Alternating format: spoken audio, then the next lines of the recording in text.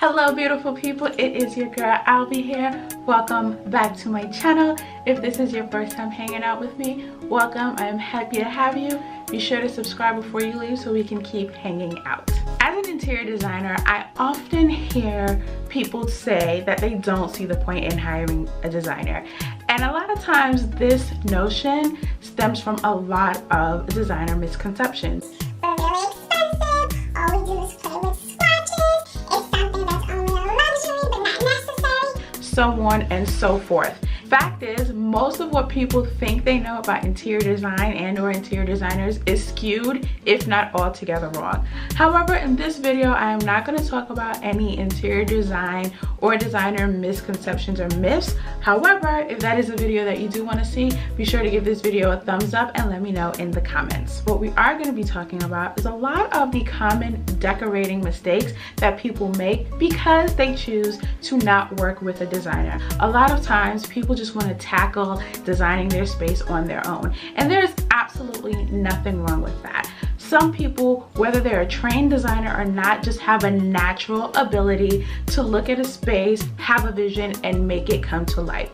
Some people, that is just something that comes to them naturally, and they can do that. However, not everyone has that ability. I know a lot of people who have the eye and patience for design, even if it's not what they do professionally. While some people are able to DIY and get crafty to create the home of their dreams, that shit ain't for everybody. Some people need the extra help and only realize that after they've made some of the mistakes that I'm about to talk about. So if you are about to embark on your own design journey and want to find out if you've been making any of these mistakes, you're going to want to hang out for the rest of this video.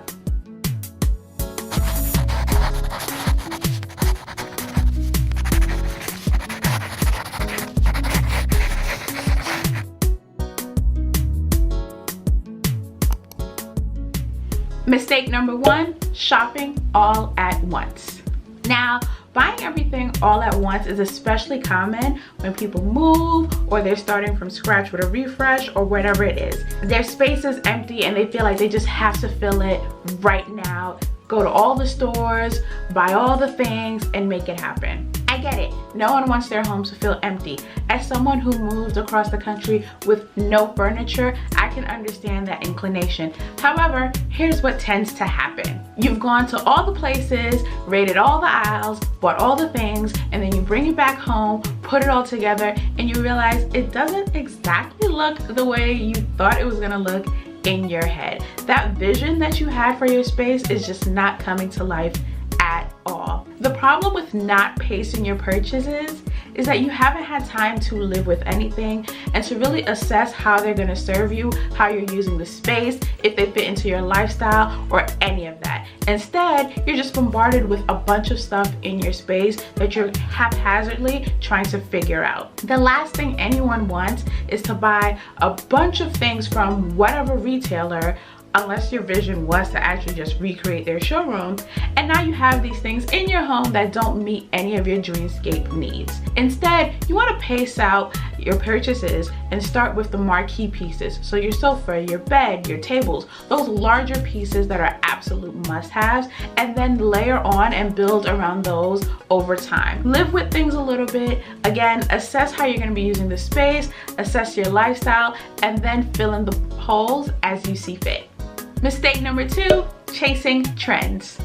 So right now, minimalism is super popular as a lifestyle, and this lifestyle has inspired a lot of design trends. But just because it is super popular doesn't mean it's for you. Imagine now you've raided all the aisles of IKEA because IKEA fits the minimalistic aesthetic. You bring all this stuff home and then you realize it's not your jam. Hell, it's not even minimalism. Now what? Now you're stuck like Chuck. Chasing trends does no one any favors. You want to create a space that is not just timeless, but timeless for you. I created my interior design style quiz for this very reason.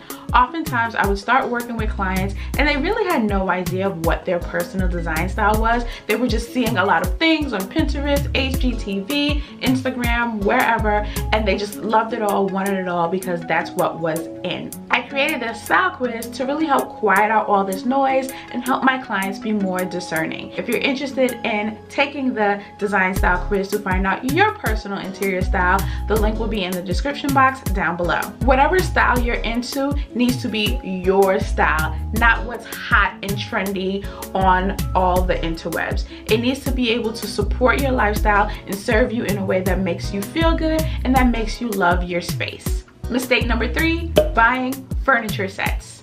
Now, I'm just gonna say it right now, right out the gate, in case you've never heard me say it before, I hate furniture sets. I loathe them with an absolute passion. Sorry, not sorry. My issue with furniture sets really comes from the fact that they strip the space of any true personalization or any true character, because you're literally walking into a showroom and they've decided that this sofa that looks identical to this love seat, that goes with this table, that looks identical to these other 2 tables, that looks identical to these chairs, they've decided for you that they all go together. So you're not really creating your own dreamscape. You just bought a showroom basically. And now you have this collective of pieces that A, may not fit your space, B, may not fit your aesthetic, or C, just may not serve you at all. Do you need all those chairs? Do you need all those tables? Did you really need a love seat? Do you need 2 nightstands and an armoire? That is the problem with sets. You're getting all these pieces that first of all look alike, and I mean, why? But then you're getting just a bunch of stuff that you may never use. Those pieces can be purchased individually. And even if they can't, there are just other items outside of collections that you can purchase individually, mix and match, and really create your own custom look. Personalizing your space in this way makes it feel more collected, more lived in, and more intentional. So rather than buying the entire collection, buy your marquee pieces. Again, that's your beds, your tables, your sofas, those large pieces. Buy that one piece from the collection and build around it. You can get other pieces from other collections, introduce items from other retailers, and really create one holistic look that is truly a reflection of your personal aesthetic. Mistake number 4, Pinterest. I love Pinterest. I will pin all day, every day. I have boards for every single one of my design styles. I have boards for different rooms throughout the home. All kinds of inspiration boards can be found on my Pinterest. P.S. You should go follow me there. The problem that I have with Pinterest is instead of using it as a source of inspiration, people tend to use it as some sort of written in stone rule book for creating their space. They have these hashtag Pinterest goals that they can't get out of their minds, and they think what I see is what I have to do, and I have to do it this way or it's an epic failure. Fun fact, Pinterest is a search engine. You go on there, you search for inspiration, you search for how-tos, you search for guidance, but you are not supposed to go in there and treat it as your design Bible.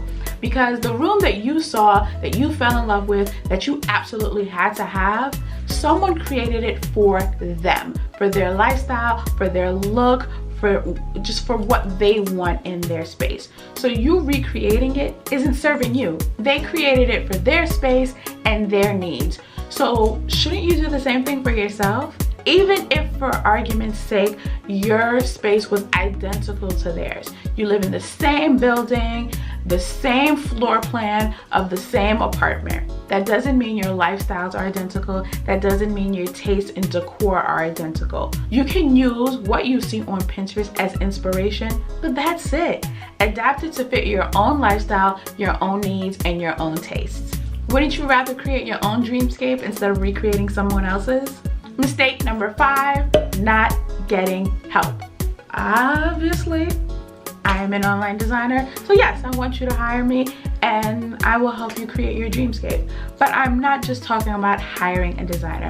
I'm talking about anyone outside of yourself that can execute the thing better than you can. a painter, an electrician, a carpenter, whatever. With the surge of social media and DIYs, a lot of people want to tackle a lot of things on their own. While some people have a knack for painting, installing wallpaper, upcycling furniture, and doing all these other crafty things, some of us would just much rather pay someone else to do it, and sometimes that's what we need. These tradesmen exist for a reason. But outside of just hiring help, sometimes you just need to check in with someone else, a friend, a partner, whoever, to really talk out your ideas to make sure it makes sense. You have this vision in your head for whatever space you're creating, and it's perfect. Like, it's perfect because you created it, and that's it. This is how it's supposed to be. Talking it out with a girlfriend might help you realize, hey girl, you don't have no outlets on that wall. Where you gonna put that lamp? How you gonna make that work? simple. Like with most things in life, talking it out with someone outside of yourself can really help you find any opportunities for just making the thing better. We're okay with getting professional help and advice for just about every other area in our lives, but when it comes to our homes, we feel like we have to do it ourselves. Why? It's okay to say, I don't want to paint, build, DIY, or whatever. It is okay to hire someone else. It is okay to ask for help. Those were my 5 most common decorating mistakes. Trust me, there are a ton of others and I can go on for days, but those are the ones that I find to be the most common and also at the bedrock of many other decorating mistakes that I come across as a designer. Hiring a professional is important. We see a lot of times what you don't see. We think about your space in a way that you may not often think about your space. Again, this isn't to say you need to go run out and hire one, but these are definitely mistakes that I would love to see you avoid on your decorating journey. Let me know in the comments if you are guilty of making any of these mistakes or any other mistakes that I may not have mentioned and you've learned from them going forward. If you enjoy this type of design therapy video, give this video a thumbs up. If you enjoy just hanging out with me, be sure to subscribe. Thank you for stopping by. It is your girl Albie, and I will see you in my next video. Bye.